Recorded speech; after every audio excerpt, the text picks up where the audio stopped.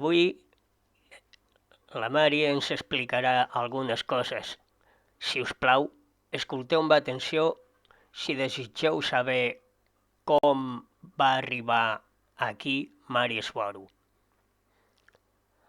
Hola a tots. Avui explicaré com vaig arribar aquí, perquè encara no s'ha entès bé. Abans que res, medita sobre això. El teu cotxe, la teva bicicleta, el teu celular, el teu ordinador i la teva vida sencera serien considerats completament increïbles i ficció fa només 200 anys o menys. Era mitjan 2021, jo tenia 13 anys i portava 5 vivint principalment a la Terra. Dic principalment perquè la meva mare i jo anàvem de vacances fora del planeta diverses vegades l'any, principalment a la Viera, l'Estació Espacial Andromedana i el planeta Sindri Aldebaran. El meu pla estava al punt més alt on jo vivia, així que la meva mare ja no feia classes de salut, fitness ni defensa personal i jo tampoc anava a l'escola. Aleshores ja portava més de 2 anys prenent classes de ballet clàssic. M'encantava i fins i tot m'estava plantejant seriosament convertir-me en ballarina professional de ballet clàssic. M'havia estat entrenant enèrgicament per això, així com en gimnàstica, ja que sóc molt elàstica. Totes dues coses van de la mà, però aquella situació, la que tots coneixen, em va fer replegar-me en l'aïllament, no tant pels mandats, sinó perquè no suportava veure com la gent queia i creia en una situació tan evidentment falsa, i per aquesta mateixa raó no podia obeir aquests mandats i haver-ho de fer m'enverinava l'ànima. Així que vaig tenir greus problemes personals i emocionals. Fins i tot amb coses tan simples com anar a comprar alguna cosa a una botiga. Tenia un seriós problema de rebuig comprensible, suposo.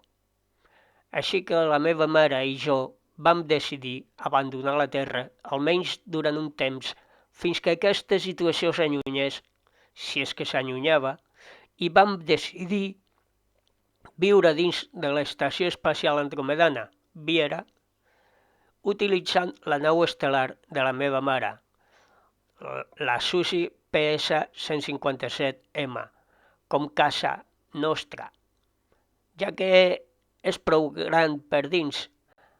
La meva mare, a més de ser entrenadora personal, que és el seu treball humà, sempre havia estat pilot de caça al servei de la societat tahitiana.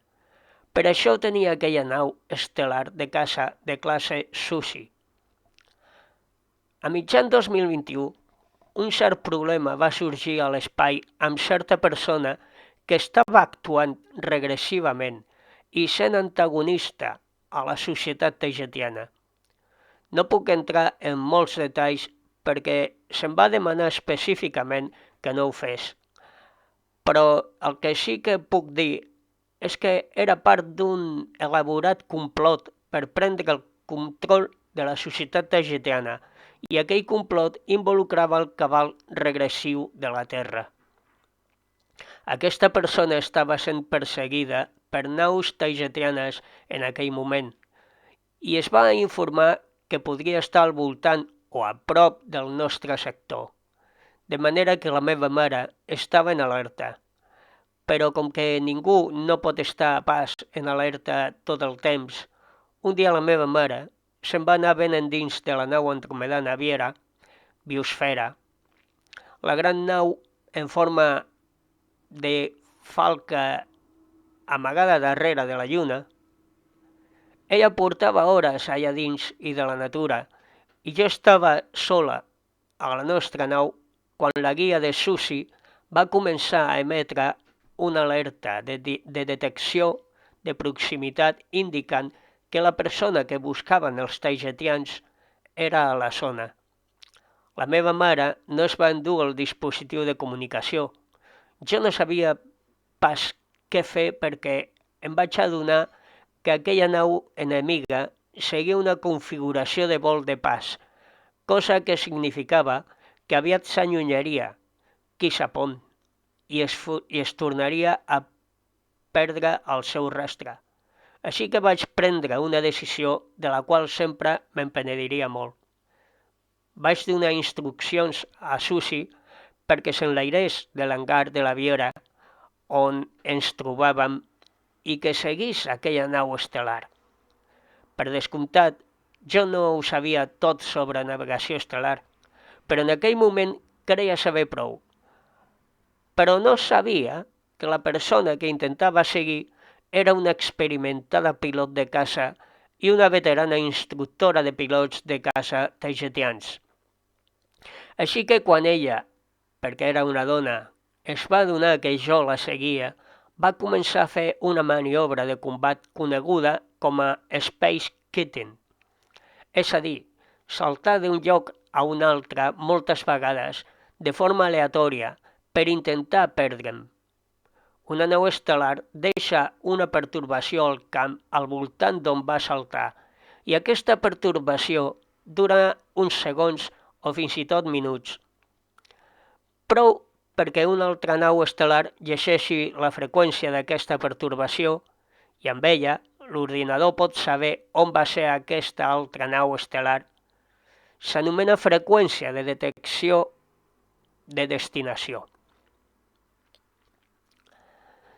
El problema és que aquella pilot de caça que intentava seguir era molt experimentada, així que va començar no només a saltar d'una banda a l'altra, sinó que també estava saltant temporalment.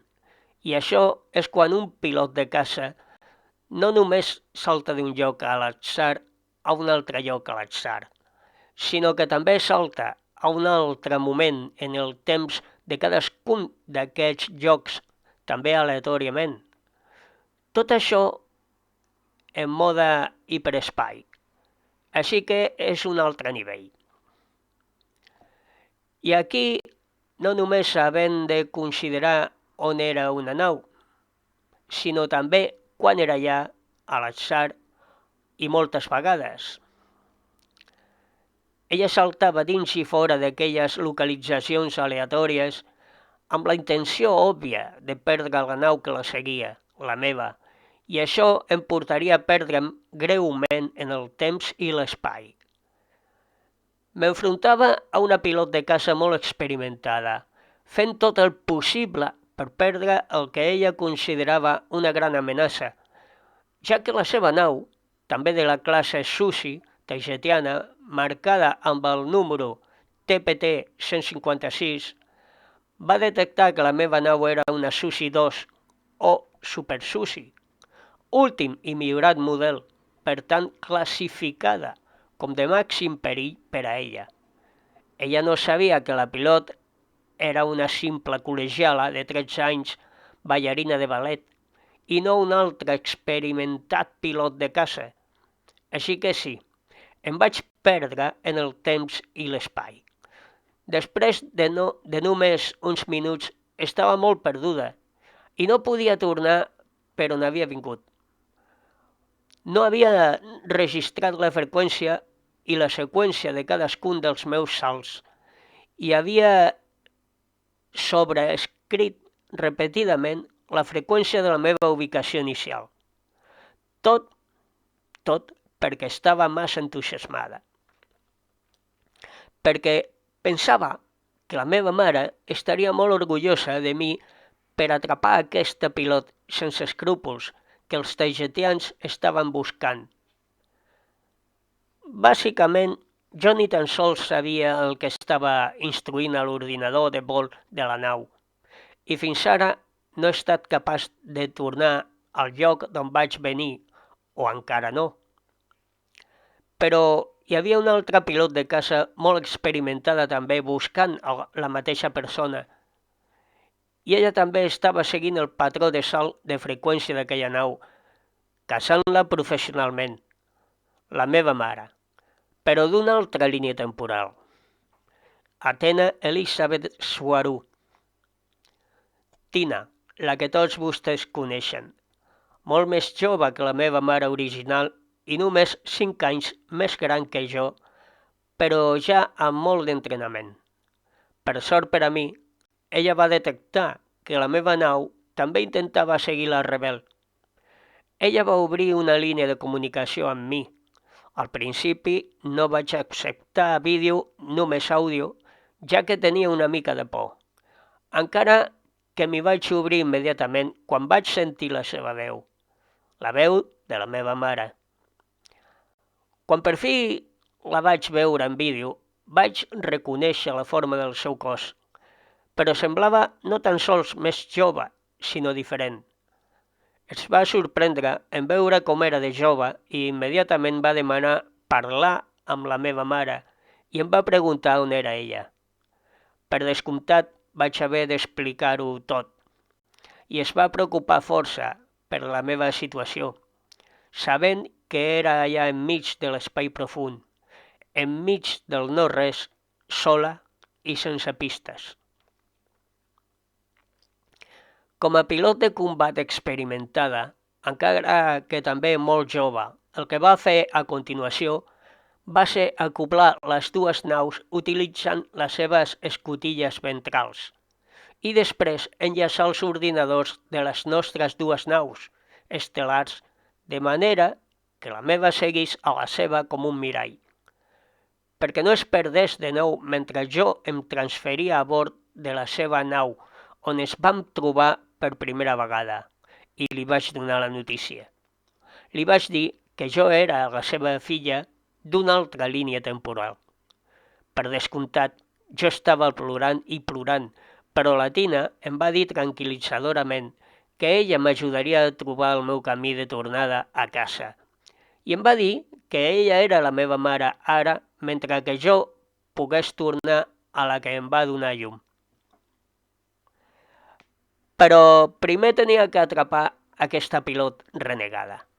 Així que em va asseure al seu costat a la cabina de la seva nau mentre la meva ens seguia usant la seva guia com a pilot connectada a l'ordinador de la nau de Tina. No vam trigar gaire a tornar a trobar el rastre de la pilot rebel i el que va passar a continuació va ser una seqüència de maniobres de combat molt temeràries entre Athena i aquesta pilot. Tant en el temps com saltant a l'espai a gran velocitat, portant-nos a tot el sistema estel·lar de Propera Centauri, on Athena se les va arreglar per preveure i anticipar d'on exactament emergiria la pilot rebel, arribant allà primer i col·locant la meva nau Sushi com a esquer, perquè quan la pilot rebel emergís de l'hiperespai, tota la seva atenció es dirigís a la meva nau buida sense poder veure la d'Athena.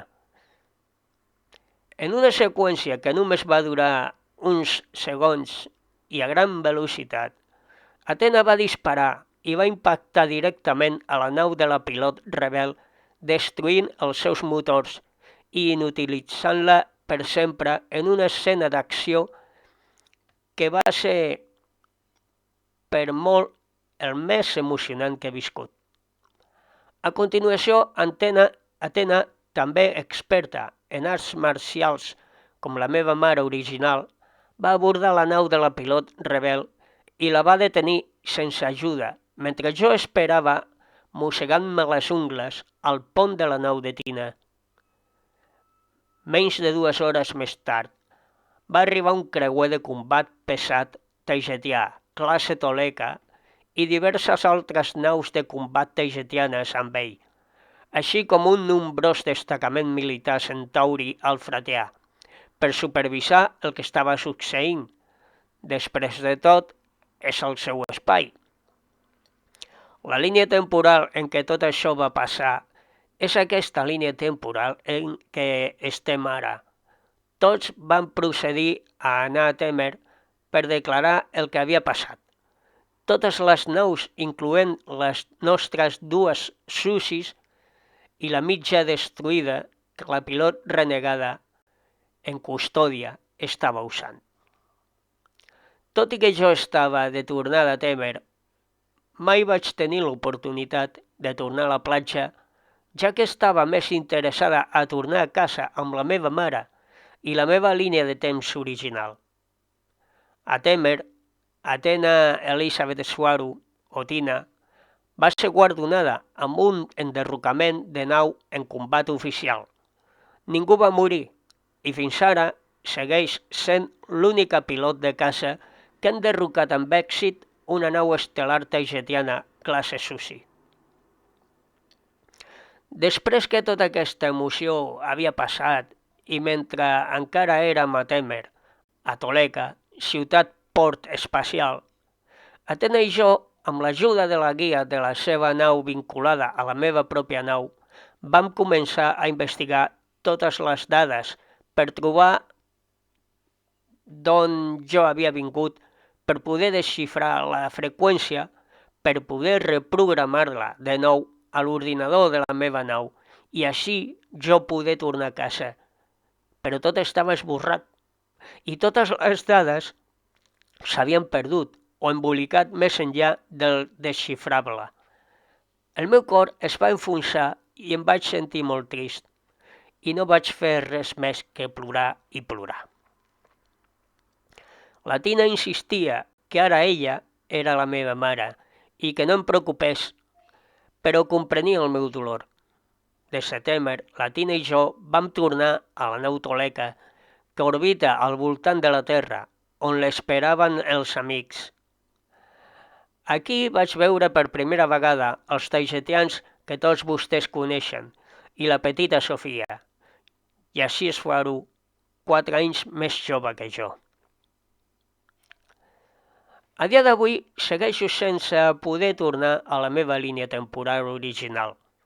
No puc tornar al lloc d'on vaig venir, així que fins avui segueixo aquí vivint a bord de la nau insígnia taigetiana Toleka, amb la reina Alenim, amb la seva tripulació taigetiana i amb Athena com la meva nova mare, i així Sofia com la meva germaneta petita. Continuo trobant molt a faltar la meva mare original. Encara que ja m'apropo als 2 anys aquí, suposo que sempre la trobaré a faltar. Estic molt trist pel que va passar.